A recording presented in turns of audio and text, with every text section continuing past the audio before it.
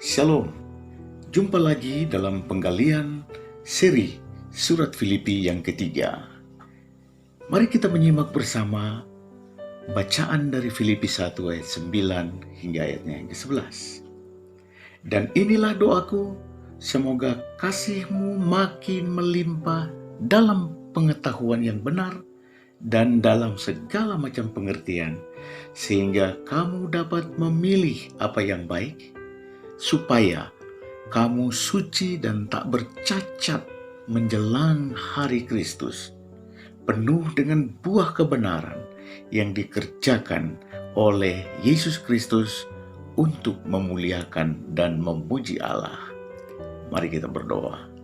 Segala puji, hormat, syukur dalam nama Tuhan Yesus untuk pembacaan firman-Mu. Terangi hati dan pikiran kami untuk menangkap kebenaran firman-Mu di dalam nama Yesus. Amin. Haleluya. Dari bacaan firman Tuhan tadi, saya beri judul renungan, inilah doaku, inilah doaku. Ayat 9 dimulai dengan frasa, dan inilah doaku. Doa pribadi Rasul Paulus. Betapa pentingnya doa pribadi sebagai ungkapan hati seorang percaya kepada Allah Bapa Surgawi yang sedia dan setia mendengar doa umatnya. Pertanyaannya, apakah Anda sebagai umat Tuhan menyediakan waktu doa pribadi? Berapa lama dalam sehari Anda menghadap Tuhan secara pribadi dalam doa padanya? Juga apa isi doamu kepada Tuhan? Dalam Filipi 1 ayat 9 sampai ayat 11 yang sudah kita baca tadi, kita dapat meneliti bagaimana Rasul Paulus berdoa. Inilah doaku, kata Rasul Paulus, semoga kasihmu makin melimpah dalam pengetahuan yang benar dan dalam segala macam pengertian. Fokus dari doa Paulus di sini terarah kepada kasih yang makin melimpah. Bagi Paulus, tidak cukup kalau kasih hanya diucapkan atau dinyanyikan semata, tetapi kasih harus dipraktekkan. Karena semakin seorang hidup dalam kasih, maka kasihnya akan semakin berlimpah dalam pengetahuan yang benar. Nah, hasilnya? Apa hasilnya?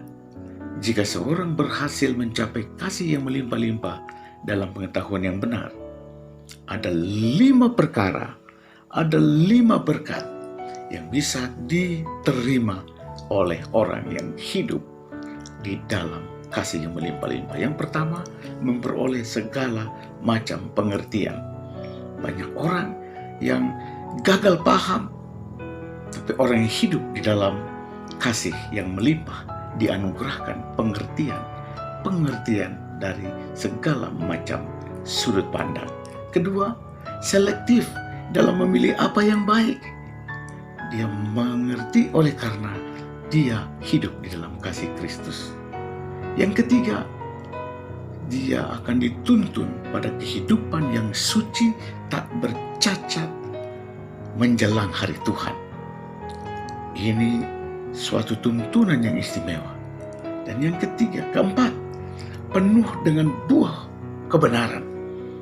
Bukan buah yang jelek, bukan buah yang busuk, bukan buah yang ada ulatnya, tetapi buah kebenaran. Dan yang kelima adalah memuji dan memuliakan Tuhan Allah senantiasa. Haleluya.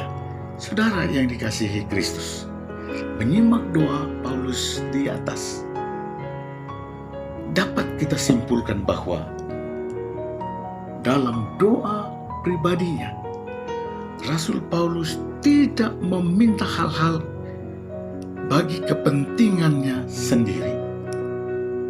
Bukan untuk kepentingan pribadi ia berdoa, tetapi lebih banyak mendoakan keperluan orang lain, keperluan jemaat.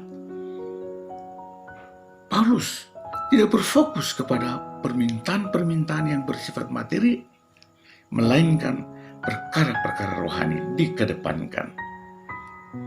Bukankah ini yang diajarkan oleh Yesus bahwa carilah dahulu kerajaan Allah dan kebenarannya, maka sekaliannya itu, sekali lagi sekaliannya itu akan ditambahkan bagimu. Paulus mendoakan kepentingan peningkatan kualitas rohani melebihi memohonkan perkara-perkara jasmani seperti pekerjaan, jabatan, atau hal-hal lain yang dianggap perlu dalam dunia ini.